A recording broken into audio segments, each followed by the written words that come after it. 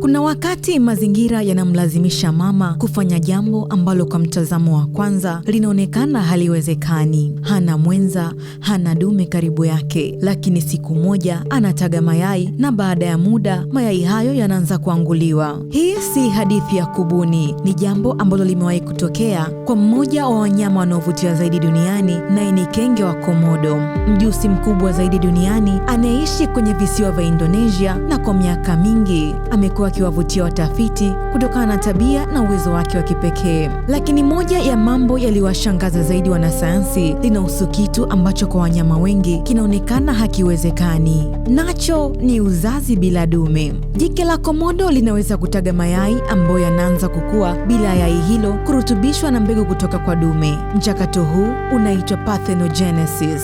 Kwa lugha rahisi, jike linaweza kuanzisha maisha mapya bila kuwa na dume karibu yake. Na hii si nadharia tu. Mwaka 2006 wanasayansi walithibitisha jambo hili baada ya majike mawili wa Komodo waliokuwa wametengwa na madume kupata watoto. Vipimo vya vinasaba vilionyesha kwamba watoto hao walitokana na mama zao bila mchango wa dume. Lakini kilichowafanya watafiti watake kuelewa zaidi kilikuwa kitu kingine kabisa. Watoto waliokuwa hai walikuwa madume. Kwa Komodo, jike ana kromosomu za ZW wakati dume ana ZZ. Uzazi huu unapotokea, mchanganyiko unaweza kuendelea kwa mtoto hai huwa ZZ ambao ni dume. Mchanganyiko wa WW hauwezi kuendelea kwa kifaranga. Kwa hiyo jike linaweza kuwa peke yake lakini bado likaanzisha kizazi, na mtoto huyo wa kwanza akiwa dume akifikia umri wa kuzaliana anaweza baadaye kukutana na jike na kuendeleza kizazi kwa njia ya kawaida. Hapo ndipo uwezo huu unapokuwa na maana kubwa zaidi. Fikiria jike likiwa kwenye kisiwa ambacho halina dume. Kwa wanyama ambao hawawezi kufanya hivi, kukosekana kwa mwenza kunaweza kumaanisha mwisho wa nafasi yao ya kuzaa. Lakini kwa Komodo, mazingira hayo halazimishi kizazi chake kiishie hapo. Anaweza kuzaa, anaweza kusubiri, na wakati mwingine hiyo ndiyo tofauti kati ya kizazi kuendelea na kutoweka. Jambo lingine la kuvutia ni kwamba uwezo huu haukumzuia jike huyo kuzaa kwa njia ya kawaida baadaye. Mmoja wa majike waliothibitishwa kufanya parthenogenesis baadaye alipata dume na akazaliana naye. Hivyo Komodo anaweza kutumia njia hii ya uzazi anapokosa dume, na akipata dume